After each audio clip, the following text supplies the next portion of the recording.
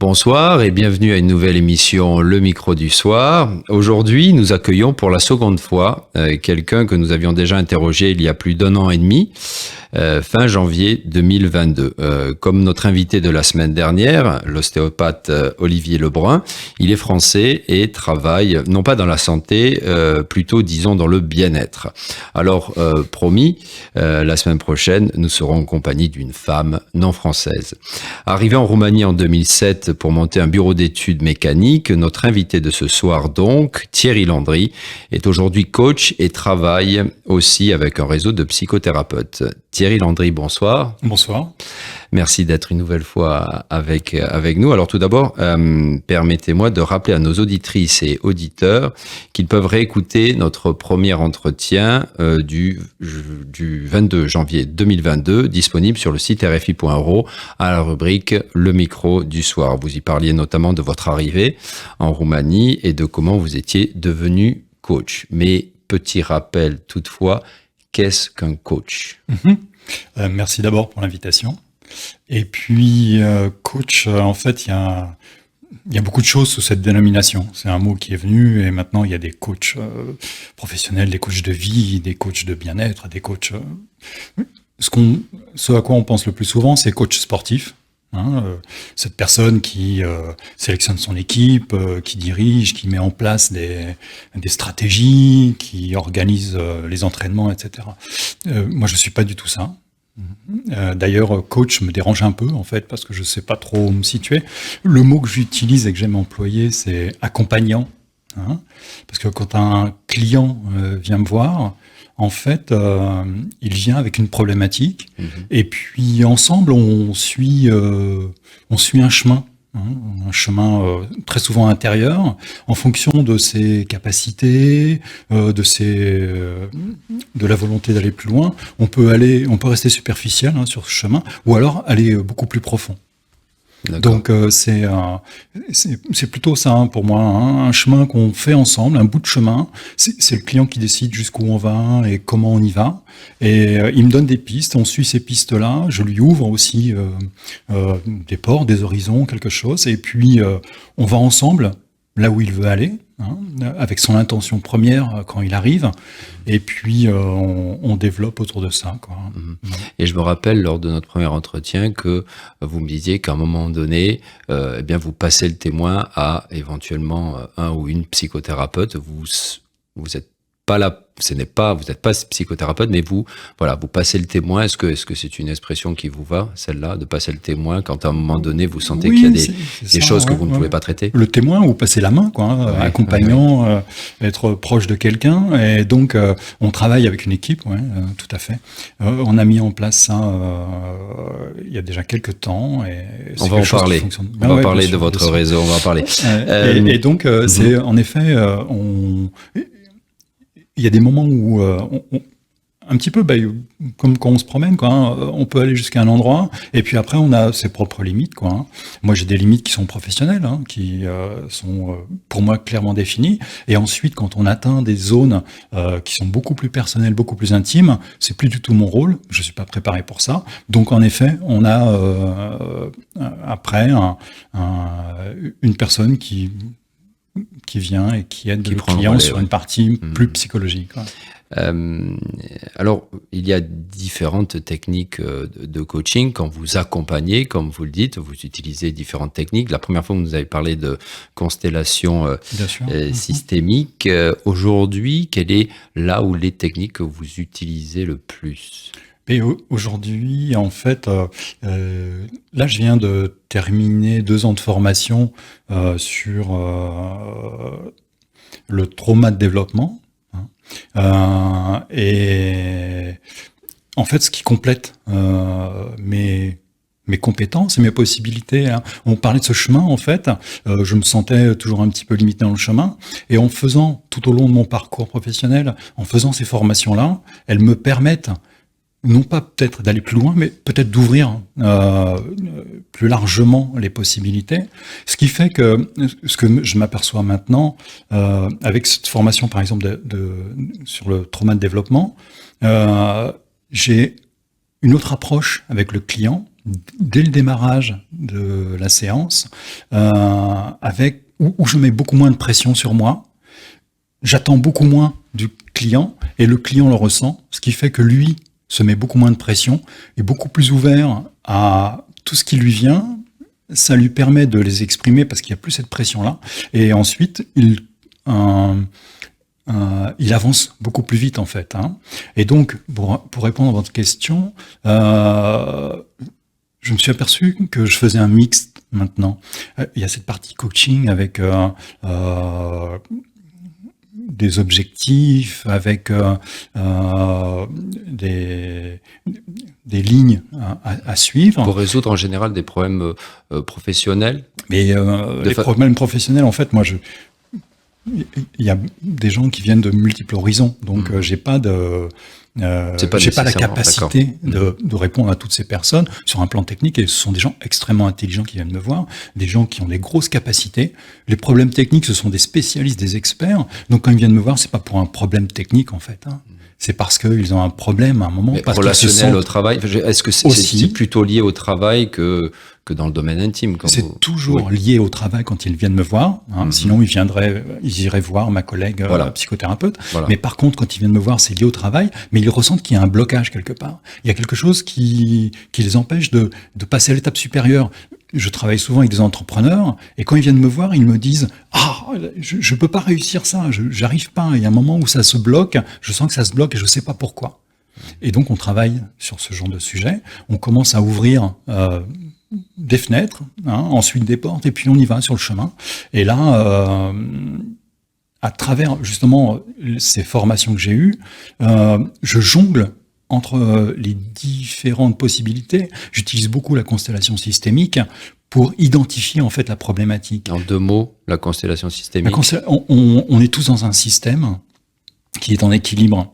Et quand on ressent qu'il y a un problème quelque part dans ce système, en fait, à travers cette formation, à travers cette technique, on arrive à identifier le problème et la source du problème. Et dans ce cas-là, on refait le chemin inverse et on revient à l'intention première du client et on arrive très souvent à résoudre ce problème. Après, la constellation systémique, elle peut prendre différentes formes. Ça peut être uniquement quelque chose de verbal. Ça peut être aussi quelque chose de physique avec des encres sur le sol ou des objets sur la table.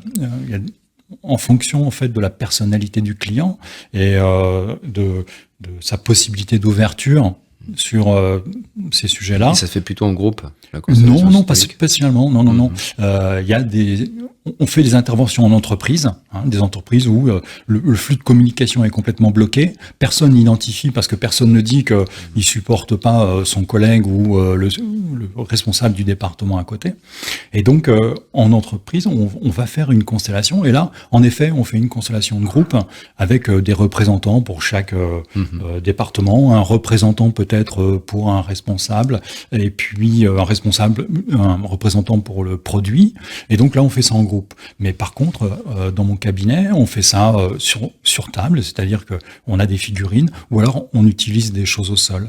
Mais ça, c'est un outil, en fait.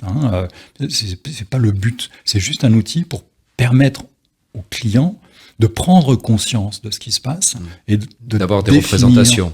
Une représentation. En fait, c'est juste ouvrir, lui permettre d'avoir un autre accès à ce qu'il peut percevoir et à ce qui le bloque. Et puis là, on arrive en fait, par un autre biais, une autre vision, un autre placement dans l'espace mental.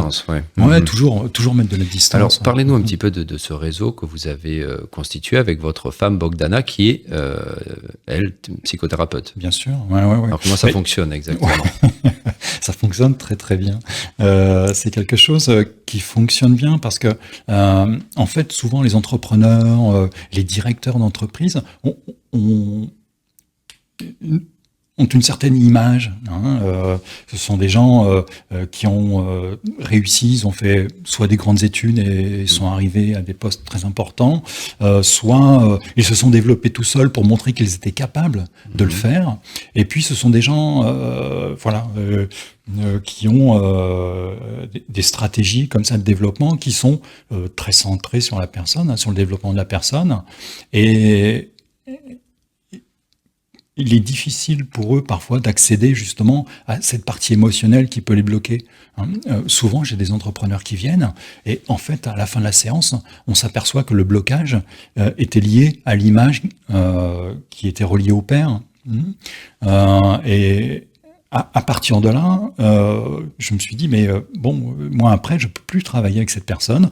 Et donc, le fait de travailler en binôme, avec une psychologue, ça permet de donner un autre élan à la personne. Ça lui a ouvert cette opportunité. Il peut aller Quand parfois libérer il ses n'était points de pas, pression. pardon, excuse-moi, je vous coupe, quand parfois et peut-être souvent il n'était pas ouvert à la psychothérapie. Bien sûr. Il y a souvent des Bien blocages sûr, par bien rapport à sûr, ça. bien sûr. Ouais, ouais. Et donc, on à travers notre offre pour les entreprises, qui est combinée en fait pour la partie top management avec du coaching et de la psychothérapie, on note 50-60% des managers responsables viennent faire du coaching, prennent toutes les séances de coaching, et un petit peu de psychologie, mais vraiment un petit peu, quoi.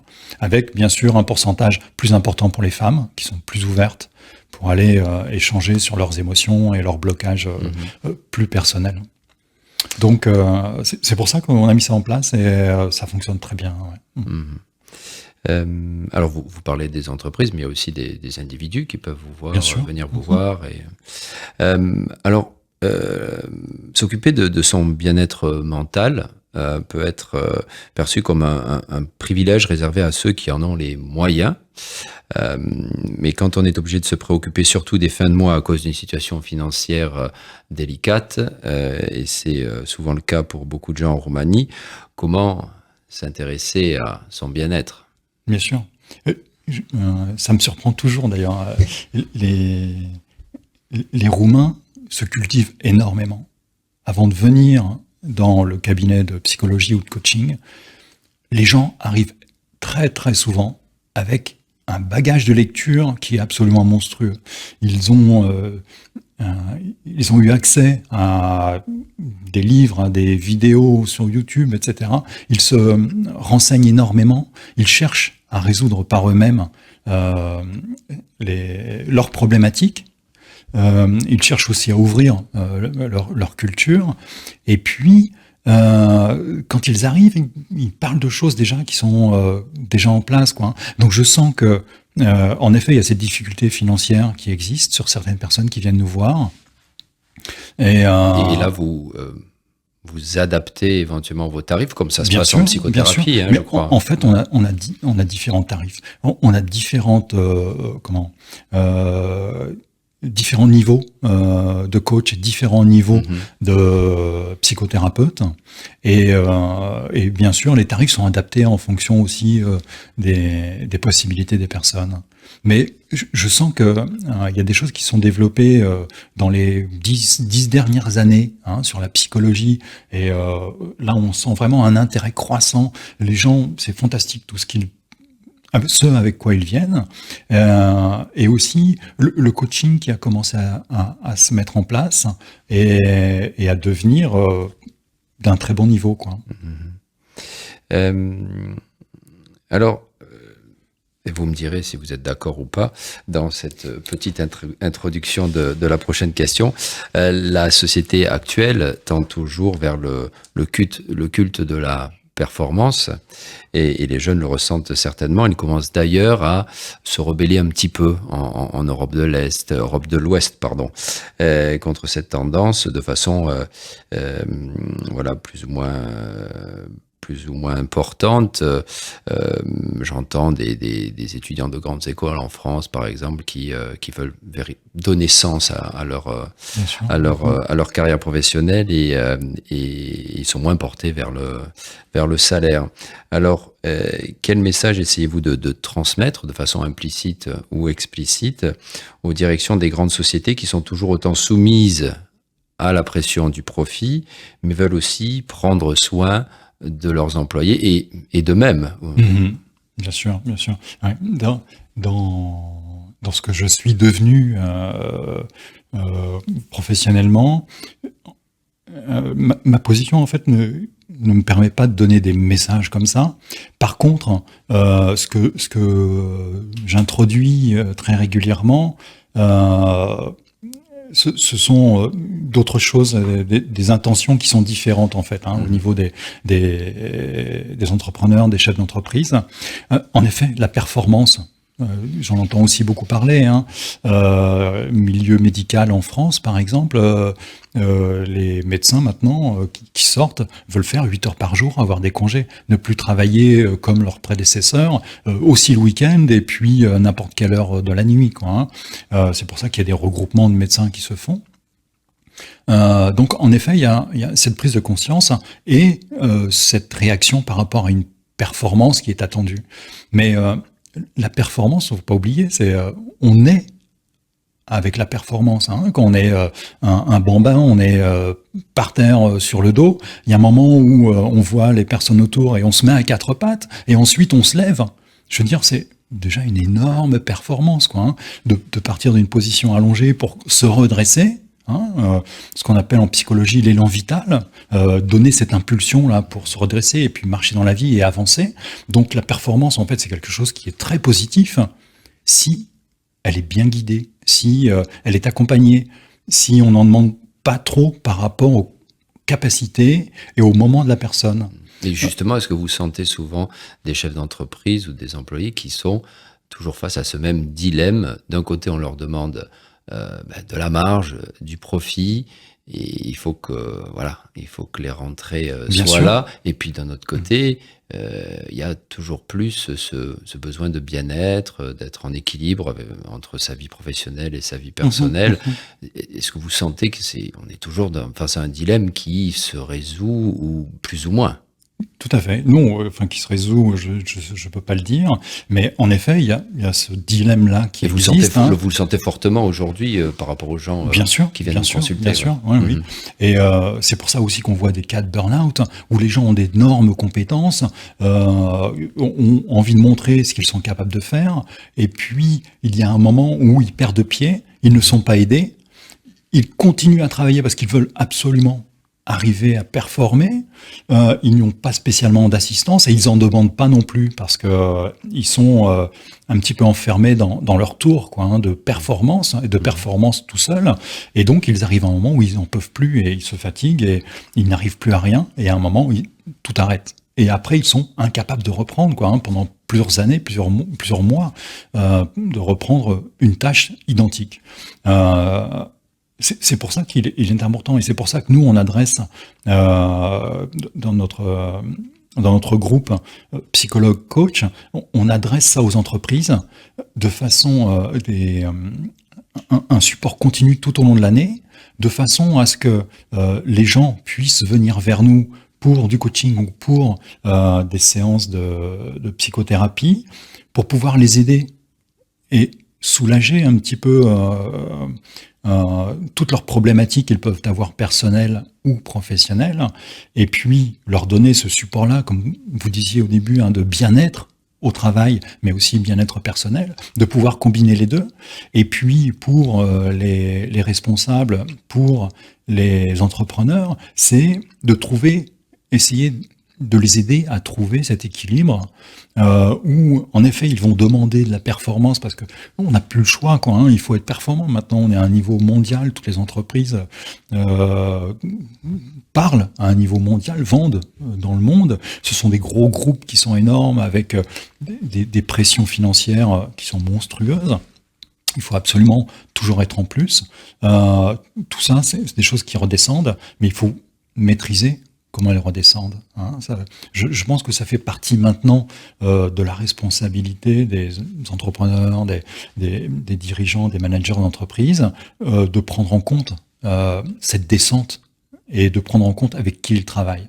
Quand vous dites cette descente, quand ils communiquent, quand ils communiquent sur les objectifs. Est-ce que vous diriez qu'il est plus simple pour vous, précisément par rapport à ce dilemme de travailler avec une entreprise locale dont le siège central sera en Roumanie, plutôt que avec un directeur de filiale, par exemple, qui sera soumis à des injonctions, des buts précis à atteindre depuis un siège social qui est en Europe de l'Ouest, où là, il y a des directives et on ne peut pas trop les changer.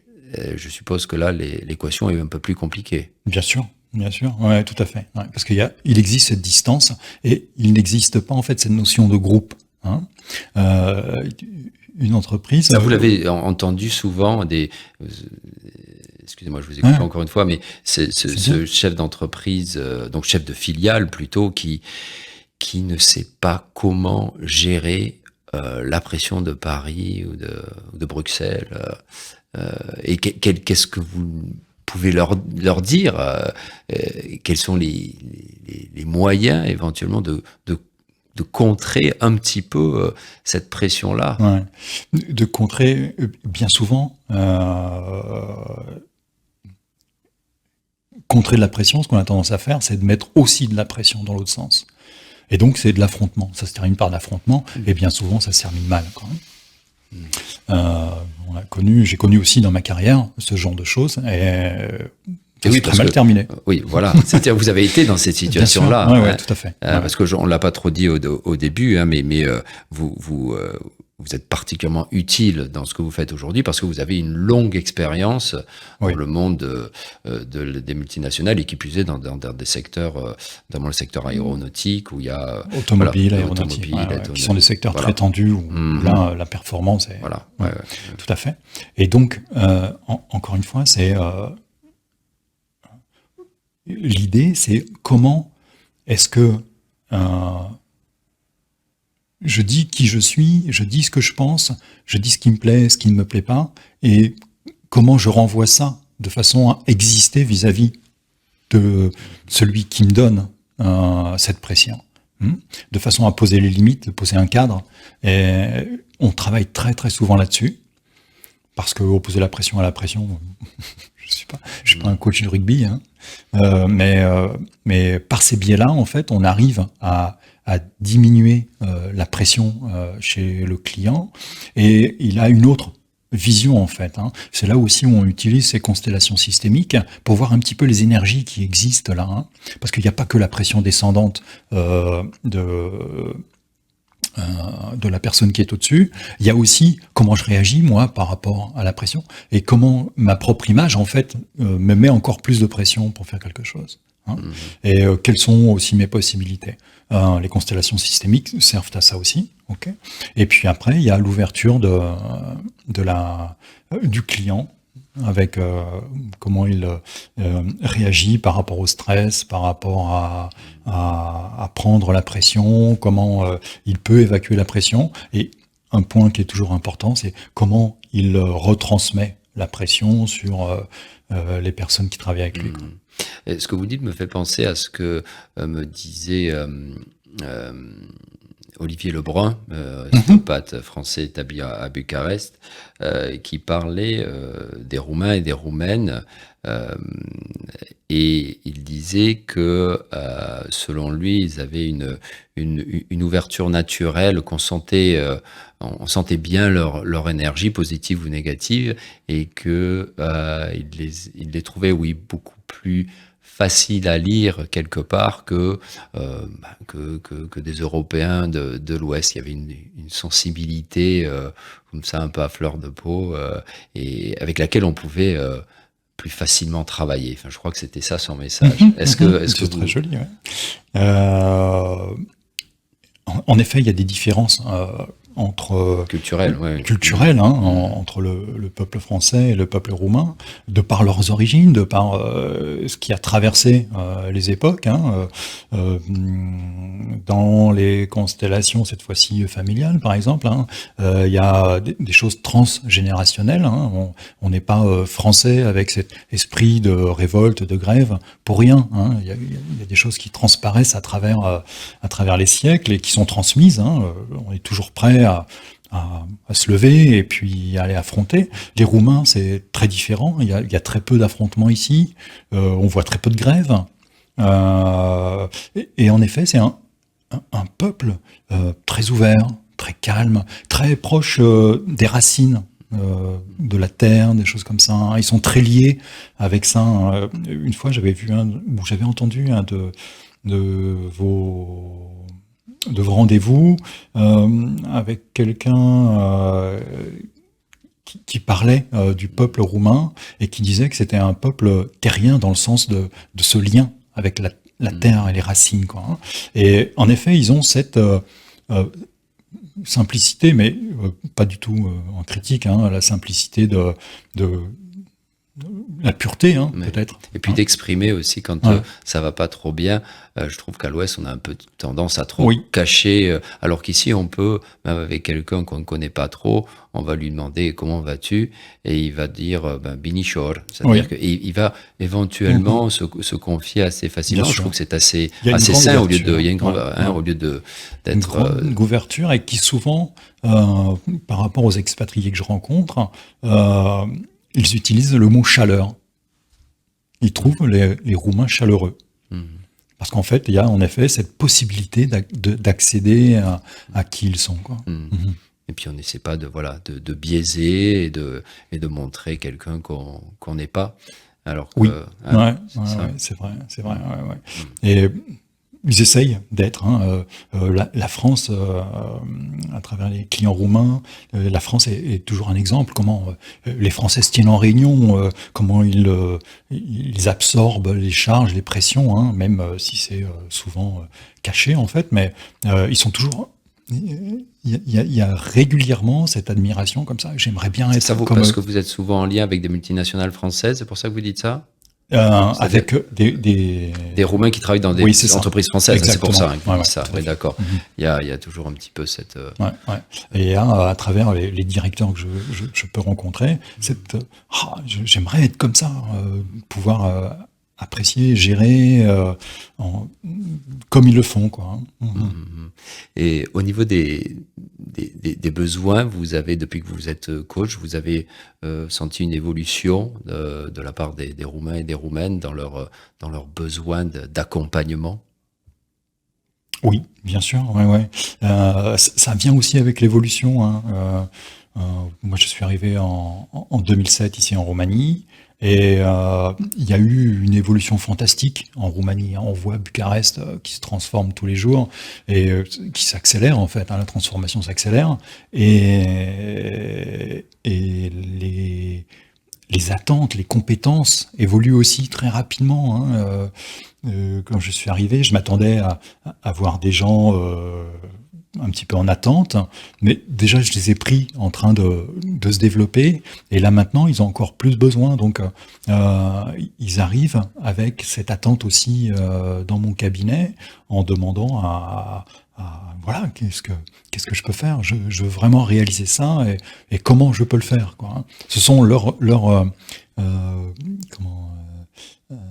c'est le début de l'entretien, c'est leur intention, ils arrivent avec cette intention-là, et puis on travaille là-dessus. Dernière question, Thierry Landry, est-ce que vous seriez d'accord avec moi si je dis que les Roumains et les Roumaines ont aussi de leur côté des choses à nous apprendre de la façon dont à l'Ouest on gère une entreprise ou dans les relations humaines, parce que quand je vous entends, je me dis il faut effectivement montrer certaines voies, je dirais standardisées du bien-être parfois, alors que eh bien eux aussi, elles aussi ont des choses à nous montrer. Enfin, en tout cas, moi, c'est souvent le sentiment que j'ai envie de leur dire, surtout, ne perdez pas cette façon de voir la vie, de faire des choses. Ça peut avoir des côtés négatifs, hein. Je pense à un certain je m'en foutisme qui fait que certains dossiers n'avancent pas, mais de notre côté, personnellement, j'adhère et j'apprécie énormément leur distance par rapport à certaines choses, alors que nous, notamment français, on est peut-être un petit peu trop anxieux parfois pour des choses qui n'en valent pas la peine. Et Et je trouve qu'à ce niveau-là, de par ce qu'ils ont vécu, de par leur histoire, hein, sans les catégoriser évidemment, mais il y a des choses que moi personnellement j'ai envie de dire, montrez-nous ça, comment vous faites, et surtout n'essayez pas de copier, parce que au risque de perdre ces choses-là que je ne voudrais pas trop définir de façon très précise, mais vous voyez ce que je veux dire. Merci beaucoup pour ce partage. Hein. Et je suis tout à fait d'accord. Pour moi, en fait, j'appelle ça une certaine liberté d'être. Hein. Que ce soit dans la vie de tous les jours ou professionnellement, ils ont oui, cette liberté d'agir, de penser. Et c'est une force. Oui, moi je trouve qu'il y a des belles choses à faire, quoi. Et en effet, que ce soit avec mes amis roumains ou que ce soit avec les clients, je leur dis continuez comme ça, quoi, hein. Gardez cette liberté-là, parce que ce sont vos racines, hein, vous venez de là, tout ce que vous avez, tout ce qui vous a été transmis, tout ce que vous avez appris, c'est dans ce sens-là, il faut continuer, parce que ça va faire à un moment la force de la Roumanie, quoi. Exactement, et ça vous en prenez compte. Oui, bien sûr. Moi, je suis très triste à l'écoute de aussi. voir, très triste de voir tous ces gens qui partent, quoi, hein. Toutes ces compétences qui partent à l'étranger. C'est très bien, parce qu'ils trouvent des vies, mais d'un autre côté, je me réfère toujours à ces liens qui sont cassés par rapport à leur famille, par rapport à un territoire. Et c'est vraiment dommage de justement pas utiliser toutes ces compétences pour pouvoir arriver à construire quelque chose sur la durée en Roumanie, quoi. Thierry Landry, je vous remercie. Ça a été un plaisir de vous avoir une seconde fois au micro du soir. Merci beaucoup. Chers auditeurs, chères auditrices, je vous dis à la semaine prochaine. Cet entretien, vous pouvez le retrouver sur le site rfi.ro et également sur la page Facebook de RFI. La semaine prochaine, à bientôt. Week-end Placoute, au revoir.